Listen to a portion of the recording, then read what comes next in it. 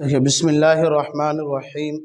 الحمدللہ علی ما خلق الانسان وانطق له اللسان بکلمات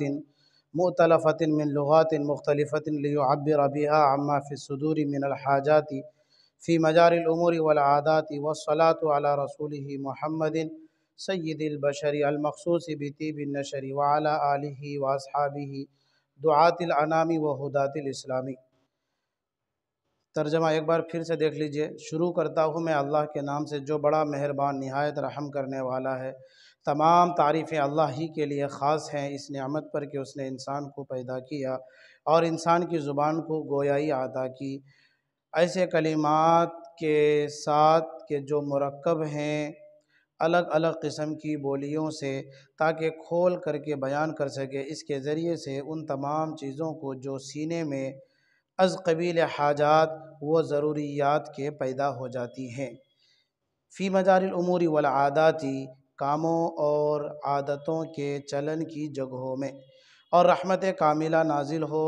اللہ کے رسول محمد صلی اللہ علیہ وسلم پر جو تمام انسانوں کے سردار ہیں، مخصوص ہیں خوشبو پھیلانے کے ساتھ، اور آپ کی آل پر اور آپ کے اصحاب پر جو مخلوق کے داعی ہیں اور اسلام کے پیشوا ہیں۔ عبارت کا مطلب پچھلے سبق میں بھی آپ کے سامنے ضمناً آ چکا ہے۔ آج کے سبق میں دو چار باتیں بتلاؤں گا جو یہاں پر لکھا ہوا ہے، 5 باتیں۔ سب سے پہلی بات اس چیز کو سمجھ لیجئے، جیسا کہ کل سمجھایا گیا تھا کہ تمام تعریفیں اللہ کے لیے خاص کیوں ہیں۔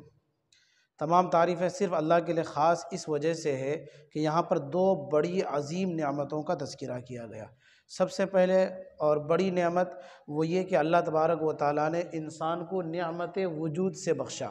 یعنی خلقت۔ اللہ تبارک و تعالیٰ نے انسان کو پیدا کر دیا۔ اگر انسان کو اللہ پیدا نہیں کرتا تو پھر انسان کان کی نعمت، ہاتھ کی نعمت، سننے کی نعمت، چکھنے کی نعمت، سونگھنے کی نعمت، اسی طریقے سے ہاتھ کے استعمال کرنے کی نعمت، یہ جتنی بھی نعمتیں ہیں یہ ساری نعمتیں ما بعد الوجود ہیں۔ جب تک انسان کا وجود نہیں ہوگا تب تک وہ ان تمام چیزوں سے فائدہ اٹھا ہی نہیں سکتا۔ تو پتہ یہ چلا کہ تمام نعمتوں میں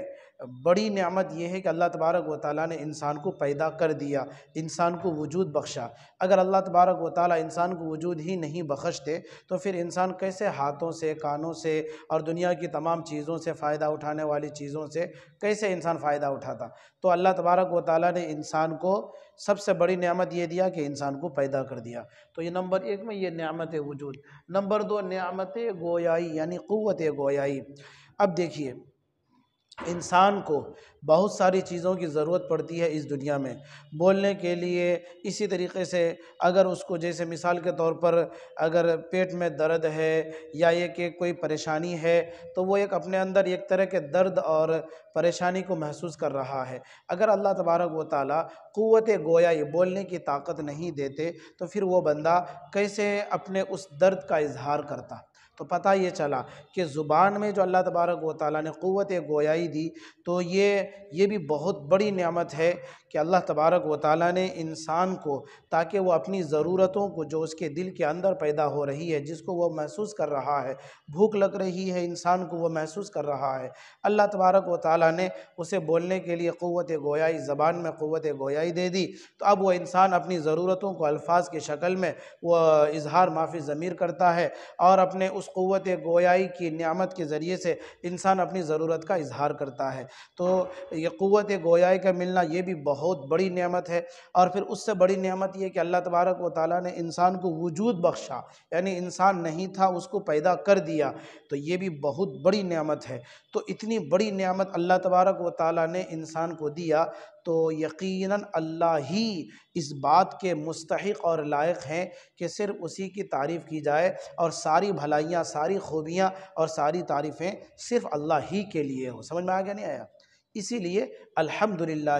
تمام تعریفیں صرف اللہ ہی کے لیے خاص ہیں۔ اس کے بعد نعمت گویائی۔ نمبر 3 براعت استحلال۔ براعت استحلال میں کل میں یہ سمجھایا تھا کہ خطبے کے اندر ایسے جملے کا استعمال کرنا کہ جو جملے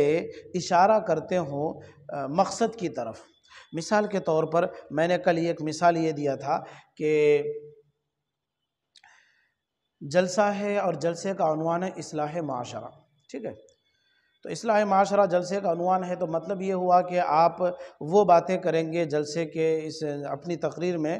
کہ جس میں لوگوں کی، عوام کی اصلاح ہو جائے۔ اگر شراب پینے کی بھی عادی ہیں یہاں کے لوگ تو اس پر بات ہو جائے، نماز چھوڑنے کا عادی ہیں یہاں کے لوگ تو اس پر بات ہو جائے، اور اگر والدین کی نافرمانی ہو رہی ہے اس پر بات ہو جائے۔ اب مقرر صاحب، خطیب صاحب آتے ہیں، اسٹیج پر جلوہ افروز ہوتے ہیں، اور وہ اپنی تقریر کے شروع کرنے میں خطبہ میں مثال کے طور پر اصلاح معاشرہ والا جلسہ ہے، تو اصلاح معاشرہ میں بہت ساری بیماریوں میں ایک بیماری ہے شراب کا پینا اور جوا وغیرہ کا کھیلنا۔ تو اب امام یہ خطیب صاحب جو تقریر کے لیے خطبہ پڑھ رہے ہیں تو خطبہ میں وہ آیت پڑھ رہے ہیں انما الخمر والمیسر والانصاب والازلام رجس من عمل الشیطان فاجتنبوہ، کہ بے شک جوا، شراب اور بہت ساری یہ ساری چیزیں یہ سب شیطان کے ناپاک عمل ہیں اور گندے عمل ہیں، اس سے بچو۔ تو اب جو وہ خطبے میں اس آیت کو پڑھ رہے ہیں اور خطبے میں اس طرح کے جملے استعمال کر رہے ہیں، احادیث مبارکہ وہ چن رہے ہیں کہ جو آیات اور احادیث مبارکہ اس بات کی طرف مشیر ہے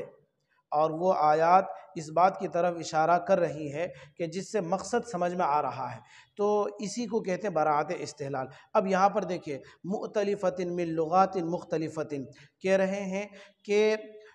مختلف قسم کی بولیوں سے جو کلمات مرکب ہیں ان کو اپنے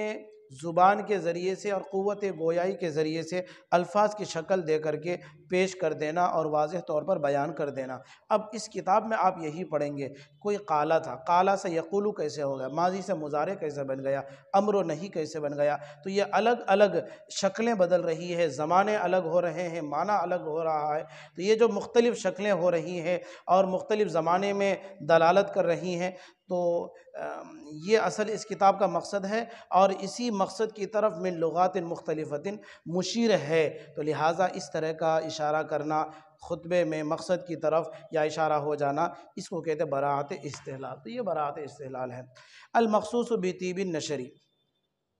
المخصوص بطیب النشری، آپ صلی اللہ علیہ وسلم کی صفت یہ ہے کہ آپ صلی اللہ علیہ وسلم جس گلی کوچے سے گزرتے تو وہ گلی کوچہ خوشبو سے معطر ہو جاتا۔ اگر آپ کا کوئی متلاشی ہو، آپ کو تلاش کر رہا ہو اور آپ صلی اللہ علیہ وسلم کسی راستے یا گلی سے گزرے ہوئے ہوں تو آپ کا متلاشی اس گلی میں آپ صلی اللہ علیہ وسلم کے گزرنے کے بعد خوشبو کی وجہ سے وہ آپ تک پہنچ جایا کرتا تھا اور آپ کی زیارت سے وہ آپ کی زیارت گویا کہ اسے مل جاتی تھی اور آپ صلی اللہ علیہ وسلم کی زیارت سے وہ شرف یاب ہو جایا کرتا تھا۔ تو یہ ہے المخصوص بطیب النشر، آپ صلی اللہ علیہ وسلم جس طرف سے گزرتے وہ گلی، وہ راستہ خوشبو سے معطر ہو جاتا۔ المخصوص بطیب النشر، اصحاب کا معنی، اصحاب یہ صاحبن کی جمع ہے جس کے معنی صحابہ، اور صحابہ کہتے ہیں کہ آپ صلی اللہ علیہ وسلم کو ایمان کی حالت میں دیکھا ہو اور پھر ان کا ایمان ہی کی حالت میں وفات ہوا ہو، چاہے ایک لمحہ ہی کے لیے کیوں نہ ہو، وہ صحابی رسول ہے، وہ اصحاب ہے، ٹھیک ہے۔ دعات الانامی، اس کو بھی سن لیجئے، دعات الانامی، دعات یہ داعن کی جمع ہے جس کے معنی بلانے والا، الانام مخلوق یعنی مخلوق کے بلانے والے ہیں، وہ ہدات الاسلامی، ہدات اس کے معنی پیشوا، ہادی سے ہے، یہ ہادی کی جمع ہدات ہے، اس کے معنی پیشوا کے ہیں، یعنی اسلام کے پیشوا ہیں، اسلام کی طرف رہنمائی کرنے والے یہ صحابہ ہیں اور آل رسول ہیں۔